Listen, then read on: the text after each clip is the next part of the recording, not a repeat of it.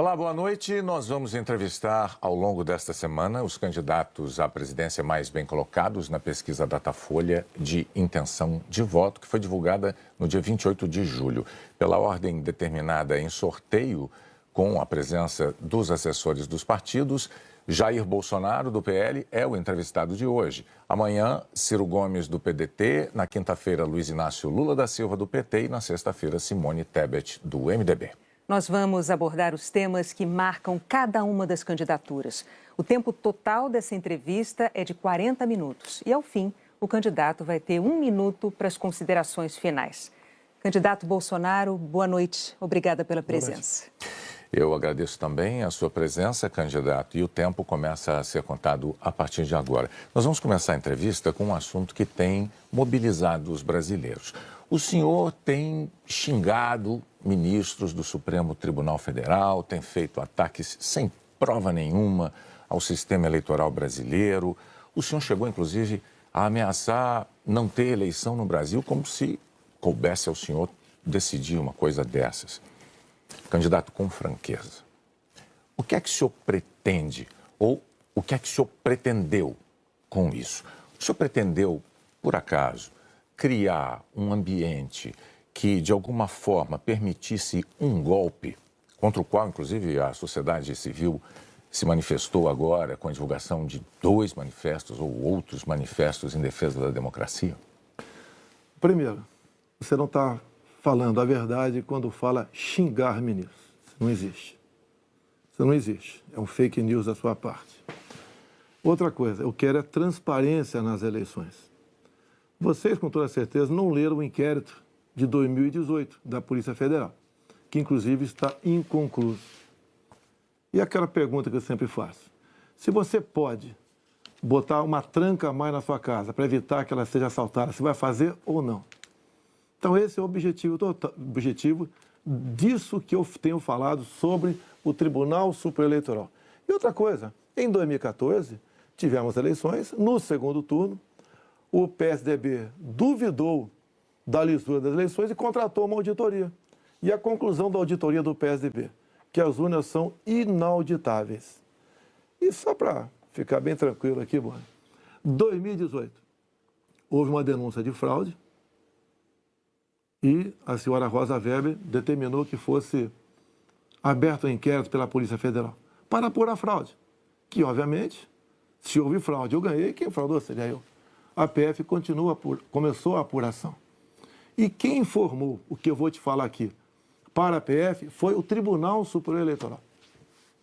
Numa das partes do inquérito está assinado pelo chefe do TI do TSE que hackers ficaram por 8 meses dentro do TSE, inclusive com a senha de um ministro, de nome Banhos, além de senha de outros 5 servidores. Imediatamente, a Polícia Federal pediu os logs, as impressões digitais do que ocorreu nas eleições de 2018. O TSE podia ter informado no mesmo dia, mas 7 meses depois, o TSE informou que os logs haviam sido apagados.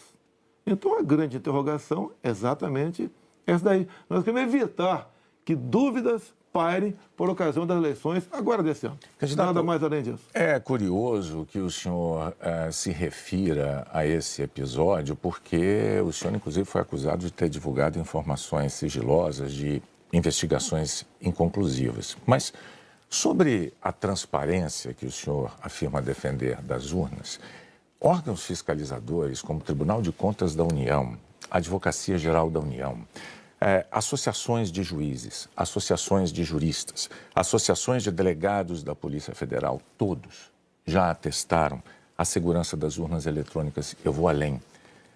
A transparência e a segurança das urnas eletrônicas tem sido motivo de orgulho da maioria da população brasileira. Agora, o senhor começou a sua resposta afirmando que eu tinha cometido fake news. Em nome da verdade, candidato, o senhor xingou ministro do Supremo de canalha. O senhor fez isso com o microfone. Então, e ele vinha fazendo contra mim. Mas, candidato, eu lhe perguntei qual era o seu propósito. Lembra a pergunta que eu fiz ao senhor? Qual era o seu propósito? Falou ministro. Foi um ministro específico. Senhor, Tá ok? Tá refeita aqui a dúvida? Mas não, é que o senhor disse que eu cometi fake news. Só para esclarecer, a pergunta que eu lhe fiz é: qual era o seu propósito ao xingar um ministro de canalha e ameaçar não permitir que as eleições fossem realizadas, se isso não lhe compete fazer? Não é uma atribuição do presidente da República, é uma atribuição constitucional, candidato. Quem vem sendo perseguido o tempo todo por um ministro supremo sou eu, com um inquérito completamente ilegal. E as medidas que vinham sendo tomadas por esse ministro eram contestadas. Lá atrás, inclusive, a procuradora Raquel Dodge deu um parecer para que esse inquérito deixasse de existir. E continua existindo. A temperatura subiu. Hoje em dia, pelo que tudo indica, está pacificado. Espero que seja uma página virada. Até você deve ter visto, por ocasião da posse do senhor Alexandre de Moraes, um certo contato amistoso nosso lá. E pelo que tudo indica, está pacificado. E quem vai decidir essa questão de transparência ou não serão, em parte, as Forças Armadas que foram convidadas a participar da Comissão de Transparência Eleitoral. As Forças Armadas são uma das partes, né, desse grupo que analisa a segurança. A grande questão não é nem a presença das Forças Armadas, candidato. A grande questão que se dá é que o senhor se coloca como patrono das Forças Armadas e a forma como o senhor ataca o sistema eleitoral é que causa ruído e que causa uma certa intranquilidade no ambiente. Teremos eleições, o ministro Alexandre de Moraes acabou de assumir.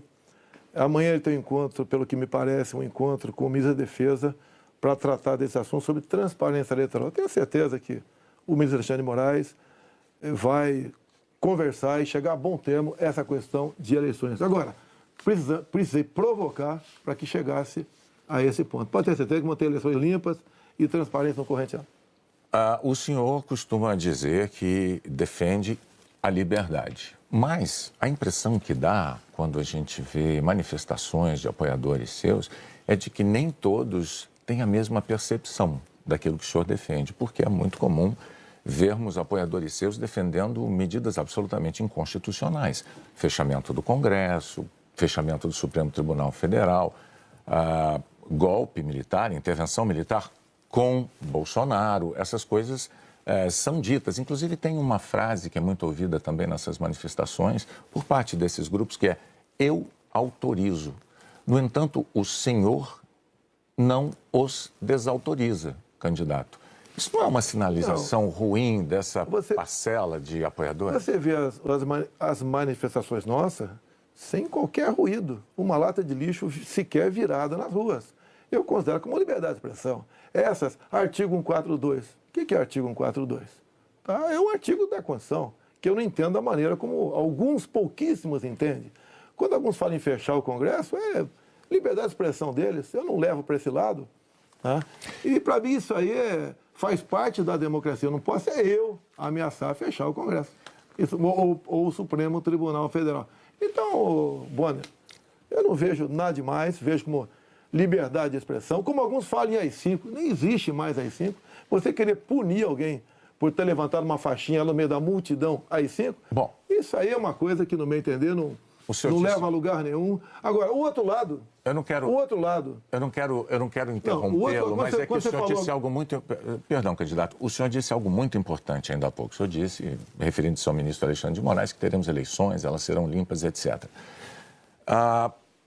Com o intuito de tirar esse estresse, tirar a intranquilidade desse momento eleitoral do Brasil, o senhor não quer aproveitar essa oportunidade diante de milhões de brasileiros para assumir um compromisso eloquente de que vai respeitar o resultado das urnas, seja ele qual for? Seja qual for, eleições limpas devem e têm que ser respeitadas. O senhor vai respeitar... Limpas e transparentes têm que ser respeitadas. Está atestado que as eleições brasileiras são limpas e são transparentes e que as urnas são auditáveis. Isto posto, eu lhe pergunto mais uma vez. O senhor vai assumir um compromisso diante de milhões de brasileiros de respeitar o resultado das urnas e estimular os seus seguidores a fazer o mesmo, candidato? Serão respeitados os resultados das urnas desde que as eleições sejam limpas e transparentes. Como você disse que são auditáveis, em 2014 não aconteceu isso. Mas tudo bem. Vamos botar um ponto final nisso? O senhor vai botar um ponto final? Ponto final. Vamos para outra pergunta, outro assunto.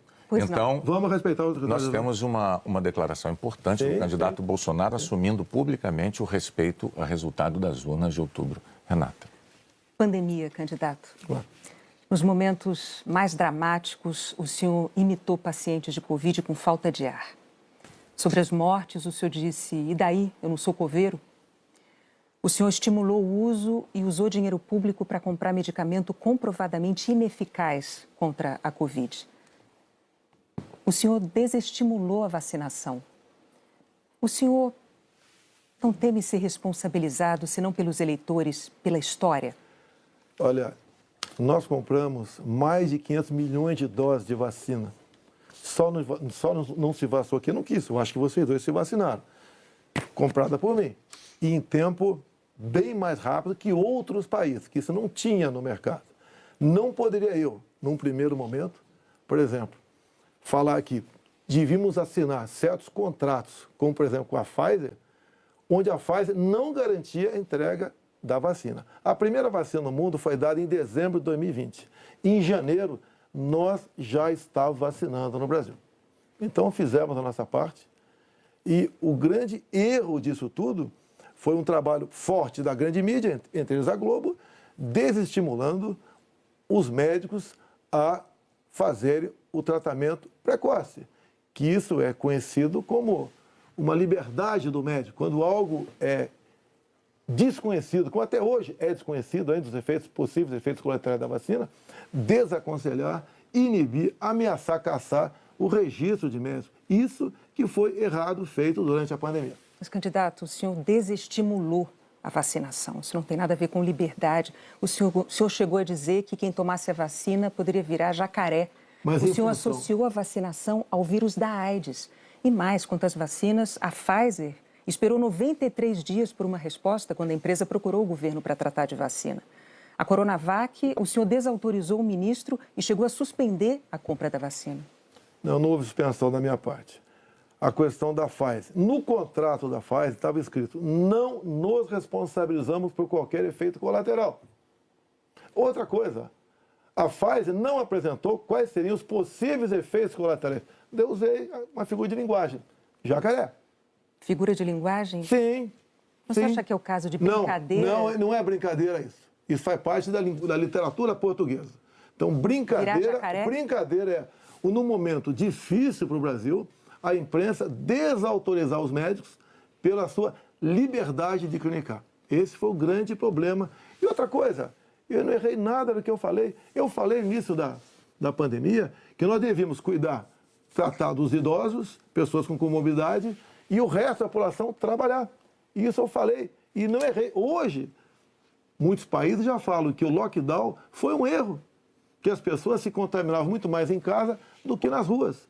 E outra coisa, se falava em fazer o que o lockdown?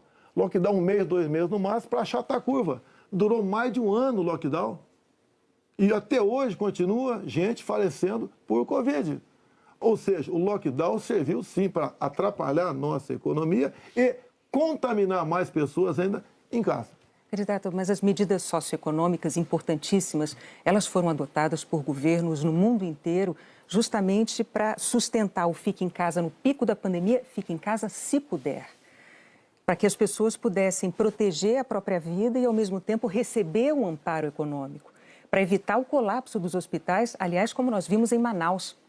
Pessoas morrendo com falta de oxigênio por um erro de logística e gestão do seu ministro da Saúde. Negativo. Menos de 48 horas estavam chegando já cilindros lá em Manaus. Lá foi uma coisa atípica, anormal, que aconteceu de uma hora para outra. Menos de 48 horas, cilindros começaram a chegar em Manaus de alguns pontos do Brasil. Fizemos a nossa parte em Manaus. Não faltou da nossa parte recursos bilionários para governadores e prefeitos enfrentarem a Covid, construírem hospitais de campanha. Então, fizemos a nossa parte. Raros países do mundo que fez algo melhor do que nós fizemos.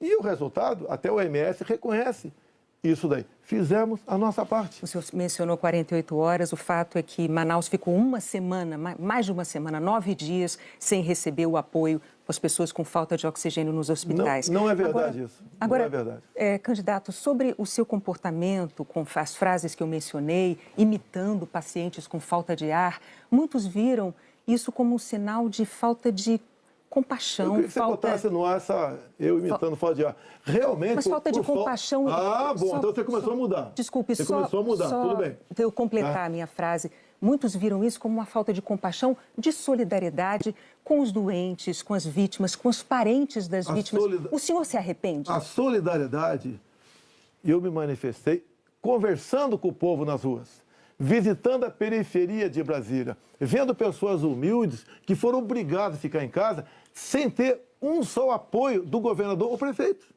Isso que aconteceu. E nós fizemos exatamente o quê? Demos o auxílio emergencial imediatamente. 68 milhões de pessoas humildes começaram a receber o auxílio emergencial. Eles estavam condenados a morrer de fome dentro de casa. O senhor não se arrepende das declarações? Ou ir para as ruas, fazer o que não queriam. Poderiam ter o caos na rua, caos porque pessoas com fome iriam para a rua. Criamos imediatamente o auxílio emergencial. Fizemos a nossa parte. Demos tanto dinheiro para governadores e prefeitos que a gente não tem notícia de eles terem atrasado folha de pagamento ou até mesmo 13º. E quando tivemos a oportunidade de investigar fraudes, aquela CPI do circo feita por Renan Calheiros, Omar Aziz e Randolfo Rodrigues, não quiseram investigar os desvios de recursos enviados para 9 governadores do Nordeste. Fizemos a nossa parte e tratei com muita seriedade essa questão. Agora, não adotei o politicamente correto. Não estimulei. Inclusive, o que eu falei é que quando foi decidido o que era essencial, o trabalho essencial, eu falei, deve ser todo aquele necessário para o homem ou a mulher levar o pão para dentro de casa. A própria MS concordou comigo nessa questão. Então o senhor chama isso de politicamente incorreto? O senhor não se arrepende do seu comportamento, das frases que fez, imitando pessoas com falta de ar, como solidariedade com as famílias que sofreram? Você acabou de falar que eu não imitei falta de ar e voltou a falar em falta de ar novamente. Você voltou a falar em falta de ar novamente. 700 mil mortos. A minha pergunta é muito específica. O senhor se arrepende Lamento as mortes. Não tem que não perder um parente, um amigo. Lamento as mortes. Agora, não poderia ser tratada a Covid da forma como começou a ser tratada. E quando você fala em tratamento precoce, lembre-se que no protocolo do Mandetta tinha o tratamento precoce lá, mas só em casos graves, onde eu não concordei com ele. No início, o protocolo do Mandetta era vá para casa. Quando sentir falta de ar, procura um hospital. Eu falei, procurar para quê se não tem remédio? E não tinha vacina também naquele momento. Bom, vamos falar de economia? Eu só queria observar, a Renata não retirou observação sobre o fato de o senhor ter imitado pessoas com falta de ar. Ela disse... Não. Ela disse que o senhor imitou gente com falta de ar e que faltou também a solidariedade. Foram as duas coisas. E o senhor não respondeu mas, candidato, o senhor já deixou claro que o senhor acha que mais brasileiros se contaminaram por ficar dentro de casa sem se expor. Não, o senhor disse isso. Nova York mostra isso aí. O senhor disse isso. Então, vamos agora para a economia. Dentro de casa que fora de casa. Vamos para a economia. Vamos para a economia, que é um tema que o senhor também gostaria de abordar certamente. Em 2018, como candidato, o senhor disse assim, numa entrevista: eu sei do que é que o povo precisa. Inflação baixa, taxa de juros menor, dólar menor. Aí veio o seu governo, os juros básicos da economia dobraram, a inflação mais que dobrou, o dólar que estava em R$ 3,90 está em mais de R$ 5,00. É verdade que tudo isso se deu num cenário de pandemia e num cenário também de guerra na Ucrânia. Ocorre que esse cenário não mudou, não é? A pandemia não acabou, infelizmente, e a guerra da Ucrânia é uma realidade ainda. Pergunto, candidato, qual é o seu plano, uma vez reeleito, para cumprir num segundo mandato as promessas que o senhor fez em 2018 para a economia? Primeiro, as promessas foram frustradas pela pandemia, por uma seca enorme que tivemos no ano passado e também pelo conflito da Ucrânia com a Rússia. Se você pegar os dados de hoje, você vê o Brasil como talvez o único país do mundo com uma deflação. Um país onde vai ter uma inflação menor do que, por exemplo, a Inglaterra, menor que os Estados Unidos. Você vê também que a taxa de desemprego tem caído no Brasil. Os números da economia são fantásticos, levando-se em conta o resto do mundo. Nós não podemos... Se fosse apenas o Brasil com esses problemas, eu seria o responsável. O que nós pretendemos fazer? É continuar exatamente na política que vimos fazendo desde 2019. A grande vacina a favor da economia em 2019 foram reformas, como, por exemplo, da Previdência. Foi, por exemplo, a Lei da Liberdade Econômica. Foi a modernização das NRs, das normas regulamentadoras. Milhares de normas nós deixamos de lado, nós revogamos. Então, a grande reforma da economia foi feita, a grande vacina foi feita em 2019, que fez com que nós pudéssemos suportar 2020. Nós pegamos 2020 e 2021 e tivemos um saldo positivo de quase 3 milhões de empregos no Brasil. Diferente de 2014 e 2015, que tivemos uma perda de quase 3 milhões de empregos no Brasil. Isso é sinal do quê? Competência da equipe econômica. Programas como, por exemplo, o Pronamp e o BEM preservaram mais de 10 milhões de empregos no Brasil. O próprio auxílio emergencial, num primeiro momento R$ 600, fez com que a economia, em especial nos pequenos municípios, o município não colapsasse. Então, essas medidas, entre outras, fizeram a gente romper 2020 e 2021. 22, quando veio a guerra agora, problemas nós tivemos. Fui na Rússia negociar fertilizantes com o presidente Putin. Se não tivesse ido, não teria ido fertilizante para a nossa safra agora, desse segundo semestre. Não, isso é importante. Não. Isso garantiu o quê? A segurança alimentar do nosso Brasil e do mundo. Só para concluir, então, num segundo mandato, o senhor daria sequência aos planos que foram estabelecidos e desenvolvidos no primeiro plano. Bonner, você pode ver, Bonner, nós somos o 7º país mais digitalizado do mundo. Tá? Nós fizemos muita coisa no Brasil, atendemos realmente a todas as camadas da sociedade. Só agora, na questão do IPI, a proposta do Paulo Guedes, que está parada no Supremo Tribunal Federal, nós pretendemos diminuir impostos de 4 mil produtos em 35% de IPI. Para o segundo mandato. Não, desse agora. É que a proposta parou no Supremo Tribunal Federal. Estamos há semanas... Agora, senhores, para que a gente possa abordar... Mas isso começou há 2 meses a redução de IPI, não foi de agora. Para que nós possamos abordar nessa entrevista o maior número de temas, vamos prosseguir, vou falar sobre meio ambiente. Em 2020, o seu então ministro do Meio Ambiente, Ricardo Salles, disse que era para aproveitar que a imprensa toda estava focada na cobertura da pandemia para ir desregulamentando as leis ambientais, o que ele chamou de passando a boiada. Fato é que, no seu governo, a taxa anual de desmatamento da Amazônia deu um salto, é a maior em 15 anos. O senhor continua apoiando essa política de desregulamentação? Olha, você tem que pensar que na Amazônia você tem quase 30 milhões de habitantes lá. Tem 30 milhões de brasileiros na Amazônia. Primeira preocupação é essa. Outra, qualquer propriedade lá tem que preservar 80% e pode usufruir de 20%. Eu tentei, nos primeiros 2 anos de mandato, fazer a regulação fundiária, para saber, por exemplo, qualquer local desmatado ou com foco de calor, de quem é o CPF daquela propriedade. O presidente da Câmara não colaborou para botar essa proposta avante. Agora, quando se fala em Amazônia, por que não se fala também agora na França, que há mais de 30 dias está pegando fogo? A mesma coisa está pegando fogo na Espanha e Portugal. Califórnia pega fogo todo ano. No Brasil, infelizmente, não é diferente. Acontece. Grande parte disso aí, alguma parte disso aí é criminoso, sei disso. Outra parte não é criminoso. É o ribeirinho que toca fogo ali na sua pequena Uma coisa é propriedade. incêndio natural, outra coisa é o desmatamento. Mas tem incêndio, o Pantanal Sul-Mato-Grossense é comum pegar fogo de forma espontânea. Agora, candidato, a favor das críticas dos especialistas à sua política ambiental, tem os números. No seu governo, a taxa anual de desmatamento da Amazônia saltou de 7.500 km² em 2018 para 13 mil ano passado. O levantamento do MAP Biomas mostrou que 97% dos alertas de desmatamento emitidos desde 2019 não foram fiscalizados pelos órgãos responsáveis, 97%. Especialistas dizem que quando o senhor desautoriza, por exemplo, a destruição de equipamentos pelos órgãos fiscalizadores ou quando o senhor desmonta órgãos como o IBAMA, o senhor está passando uma mensagem de incentivo a quem desmata ou ao garimpo ilegal. Primeira coisa, a destruição, como dá em lei, é se você não puder retirar o equipamento daquele local. O que vinha acontecendo, e ainda vem, infelizmente, é que o material pode ser retirado, do local, porque se chegou lá, pode ser retirado. E há o abuso de uma parte. E como eu disse para você, tem abuso locais... de qual parte? Tem locais na Amazônia ali que é permitido. Mas desculpa, eu não entendi. Abuso de qual parte do órgão parte do IBAMA. fiscalizador? Sim, por parte do IBAMA. Sim. Por que, candidato? O que seria um Mas abuso o seguinte, do IBAMA o que diz a lei... na defesa da O floresta que diz a amazônica? lei, um trator, por exemplo, você tem que tocar fogo se não puder retirar daquele local. O que e muitas vezes o pessoal do IBAMA faz? Toca fogo mesmo podendo retirar o material de lá. Mas a quem interessa defender a posse de um trator utilizado para derrubar árvores na Amazônia, candidato? Mas não está derrubando árvore na Amazônia, está derrubando em áreas, muitas vezes...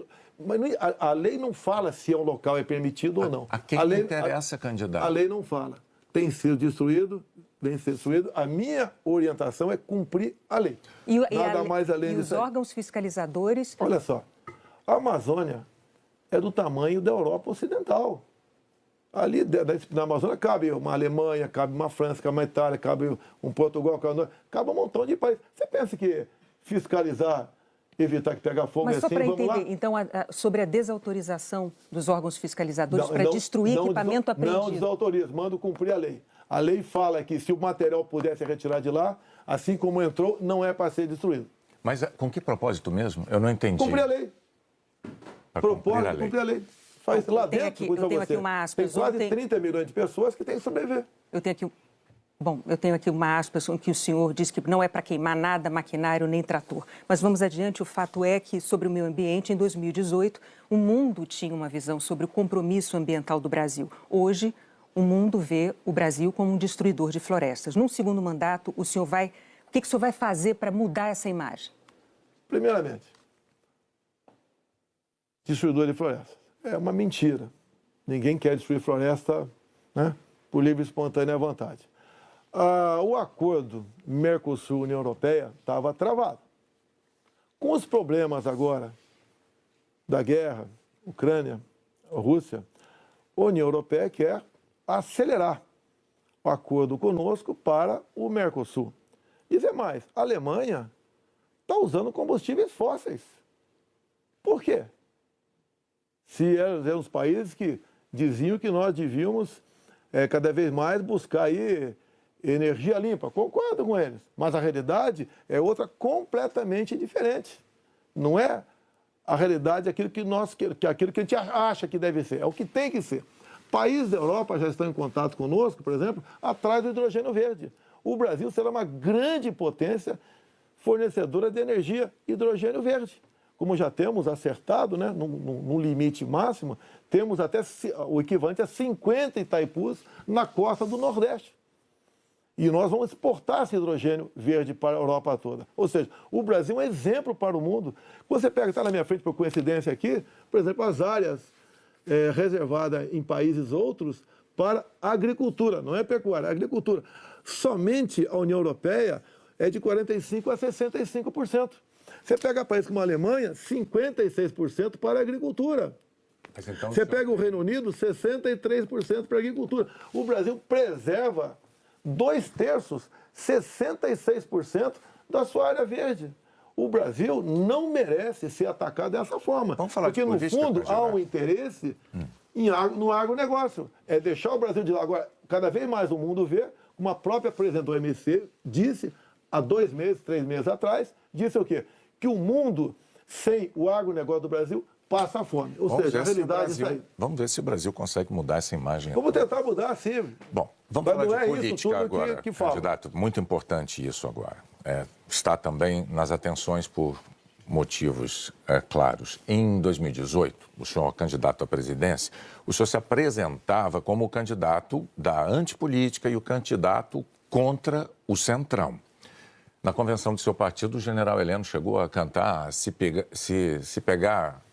gritar, pega Centrão, não fica um, trocando a palavra ladrão por Centrão, etc. Isso ficou muito famoso. Hoje, a verdade é que o Centrão, ele é a base do seu governo. Na semana passada, quando o senhor estava saindo lá do Palácio da Alvorada, inclusive o senhor enfrentou lá um incidente com aquele youtuber que foi cobrar do senhor essa aliança do seu governo com o Centrão. Eu pergunto, por que eleitores como aquele, que se sentem traídos pelo senhor, acreditariam nas suas promessas de agora? Você está me estimulando a ser ditador. Eu, candidato? Você. Porque o Centrão são mais ou menos 300 parlamentares. Se eu deixá-lo de lado, eu vou governar com quem? Não vou governar com o parlamento. Então você está me estimulando a ser um ditador. São 513 deputados. 300 são de partidos de centro, pejorativamente chamados de Centrão. O lado de lá, os 200 que sobram, é o pessoal do PT, PCdoB, PSOL, Rede. Não dá para você conversar com eles. Até eles não teriam número suficiente para aprovar sequer um projeto de lei comum. Então, os partidos de centro fazem parte, em grande parte, da base do governo para que nós possamos avançar em reformas, como temos avançado em muitas coisas. Como, por exemplo, através do Centrão, nós conseguimos o Auxílio Brasil de R$ 600 para 20 milhões de famílias. Dá para imaginar isso? E olha só, os partidos de esquerda votaram contra o parcelamento dos precatórios, que era condição para a gente dar lá atrás R$ 400 de Auxílio Brasil para esses mais necessitados. Então o PT votou contra o Auxílio Brasil de 400. Não, votou contra a questão dos precatórios. Do parcelamento, que sem parcelamento você não tem como conseguir recurso no orçamento para pagar os 400. Assim como agora o PT também votou contra, tá? Ou melhor, discursou contra os R$ 600 e votou favorável. A questão política dele. Assim como a questão de poucos meses, para diminuir o preço da gasolina no Brasil, todos os senadores do PT votaram contra a redução de semestre no Senado. Agora vamos lá, candidato. Agora, como é que eu vou trabalhar com o parlamento sem os partidos de centro? Mas a questão... O senhor disse que eu estou estimulando o senhor a ser ditador. Está estimulando, sim. Por favor, candidato. Não, longe de mim, não. Eu não estimulei nada. É que a questão é a seguinte. Em 2018, o senhor chegou a dizer, até com propriedade, que governos anteriores tinham feito alianças com o Centrão. Mas o senhor disse criticamente que esses governos anteriores tinham feito nomeações com interesse político partidário e que isso tinha tudo para dar errado. O senhor chegou até a concluir assim, por isso eu não integro o Centrão. Mas recentemente, há dias, o senhor, com muita naturalidade, disse assim, eu sempre fui do Centrão, eu vim do Centrão. Aí eu tenho que perguntar ao candidato, em nome da clareza para os eleitores, em qual dessas duas afirmações o eleitor deve acreditar? O senhor sempre foi do Centrão ou o senhor, como disse em 2018, diz, eu nunca fui do Centrão por esse motivo? No meu tempo não era Centrão, não existia Centrão. Como assim? No meu tempo, esses partidos que eu já integrei, não eram tidos como partido do Centrão. Agora, o importante, Boni, nós estamos num governo sem corrupção. Eu indiquei ministros pelo critério técnico. Eu não aceitei pressões de lugar nenhum para escalar ministros. Qual governo teria o ministro padrão Tarcísio de Freitas na infraestrutura? Padrão Marcos Pontes na ciência e tecnologia? Padrão a Tereza Cristina na agricultura, padrão Gilson Machado no turismo, uma pessoa desconhecida até chegar no meu governo, padrão Onic Lorenzoni, que eu considero como um coringa meu, padrão Braga Neto, que esteve na defesa. Ou seja, padrão Salles, uma pessoa excepcional, padrão atualmente o ministro Juca, do meio ambiente. Então essas pessoas que deram um impulsionamento ao governo. Estamos governando com competência e sem corrupção, porque não tem indicação política para esse ministério. Vários ministros, então, aproveitando a deixa, eu vou falar de um tema importantíssimo para o futuro do Brasil, que é a educação. No seu governo, o senhor indicou 5 ministros diferentes. Um deles caiu justamente por um escândalo de ter beneficiado pastores com dinheiro da educação e diz que foi a seu pedido no caso de um dos pastores. Qual é a dificuldade de escolher um bom ministro da educação? Por muitas vezes, depois que a pessoa chega, a gente vê que ela não leva jeito para aquilo. Não foi só da educação. Ele teve acusação. Ele teve morte de prisão. Ele foi preso, inclusive. Agora, conseguiu o habeas corpus logo em seguida. Agora, fiquei sabendo depois, né, que o Ministério Público do DF foi contra a prisão dele.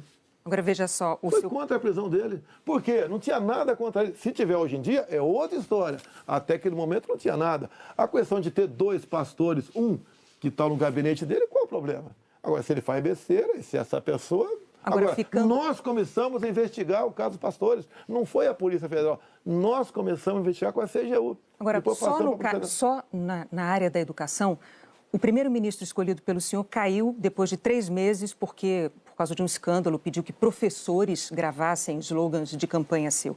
O segundo ministro praticamente fugiu do Brasil depois de ter insultado ministros do Supremo. O terceiro ministro nem chegou a assumir porque maquiou o próprio currículo. O quarto ministro envolvido no escândalo de corrupção. Quais são os critérios que o senhor usa para escolher um ministro de uma área tão vital para o futuro do país? As pessoas se revelam quando chegam. Atualmente, eu tenho um excelente ministro da Educação. Não acontece. É igual um casamento, muitas vezes. Mas o senhor concorda que essa alta rotatividade prejudica? O ideal era não ter rotatividade. O ideal era não ter rotatividade nenhuma, mas acontece. Outros ministros foram trocados também. Bom, por vários motivos. Agora, depois desse escândalo do MEC... Que escândalo do MEC, Boni? A saída do ministro Mas a saída é escândalo, MEC? Não é escandaloso, candidato, um ministro destinar dinheiro da educação para 2 pastores, dizendo que o presidente da República indicou um deles. Cadê o duto cadê o duto do dinheiro vazando ali? Cadê o dinheiro? Candidato, não sabemos. Cadê o dinheiro aparecer? Você não sabe? E está me acusando? Não, está acusando o Milton por isso? O senhor tem todo o direito de achar que não foi um escândalo. Nós vamos adiante. Depois do caso do ministro Milton Ribeiro no MEC, o senhor atenuou um pouco o seu discurso de que não havia corrupção no seu governo. Antes não tinha corrupção. Hoje, o senhor diz que os casos pipocam. Os casos pipocam de corrupção no seu governo. Bom, ao mesmo tempo, vão se acumulando denúncias de interferências suas na Polícia Federal, que é um órgão de Estado, não é um órgão de governo, e um órgão de Estado que o senhor prometeu prestigiar.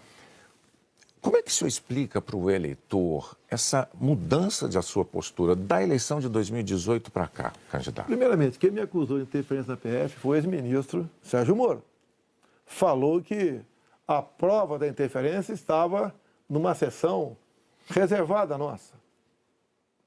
Bem, eu não queria, a sessão foi gravada, eu não tinha obrigação de entregar ali a fita. O senhor teve 4 diretores gerais da Polícia Federal e a cada mudança...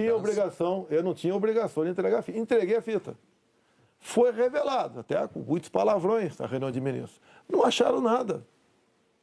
O que acontece? Eu, quando entrego o ministério para alguém, eu dou o ministério para aquela pessoa agir. Tá? A Polícia Federal, com a saída do Sérgio Moro, melhorou e muito na apreensão de drogas, na apreensão de numerários, tá? Em operações, melhorou muito. Em armamento, melhorou. E as pessoas vão mudando. Por exemplo, quando o André Mendonça saiu, porque ele foi para o Supremo Tribunal Federal, eu não considero uma saída da parte dele. Atualmente, temos um delegado da Polícia Federal à frente do Ministério da Justiça.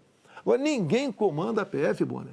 Se pudesse comandar, o Lula teria comandado, a Dilma, o Temer, seja lá quem for. Ninguém consegue comandar a Polícia dessa forma como você está falando aí. É que a Associação dos Delegados da Polícia Federal divulgou recentemente um documento com críticas, né?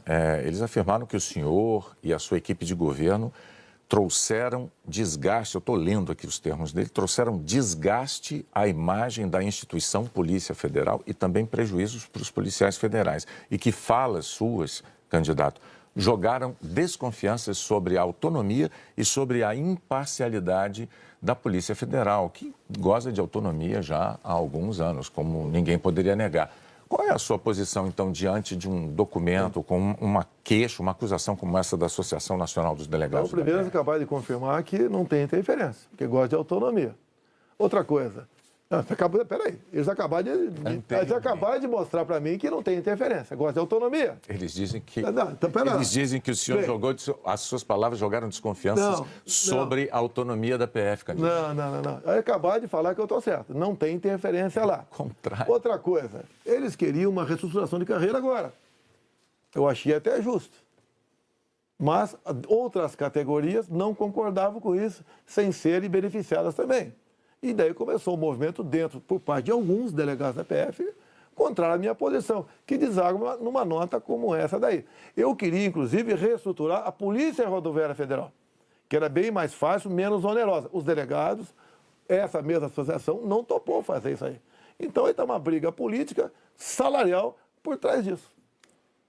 Candidato, o senhor agora tem 1 minuto para suas declarações finais. Pois é, passou rápido. Eu queria ficar algumas horas com vocês aí. Tá? Quando o senhor começar, a gente começa a contar o tempo. Vamos lá. O que eu tenho a falar para a população brasileira? Peguei o Brasil numa situação crítica, na questão ética, moral e econômica. Começamos a trabalhar, tá?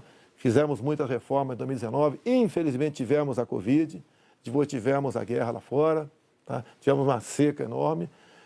E nós fizemos todo o possível para que a população brasileira sofresse o menos possível. Isso nós fizemos.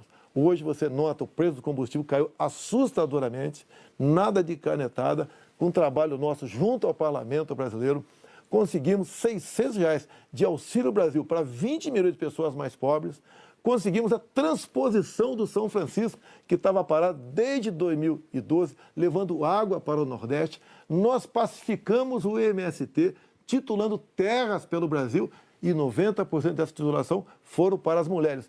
Criamos o PIX, tirando dinheiro de banqueiros, fazendo com que a população pudesse se transformar muitos em pequenos empresários, um PIX sem qualquer taxação em cima do PIX. Anistiamos 99% da dívida de 1 milhão de jovens junto ao FIES. Encerrou? Acabou. Muito obrigado aí, até a próxima. É boa, né? Renato, até a próxima. Candidato, mais uma vez, muito obrigado por ter vindo e por ter prestado esses esclarecimentos ao público telespectador, aos eleitores brasileiros. Nós voltamos ao estúdio do Jornal Nacional.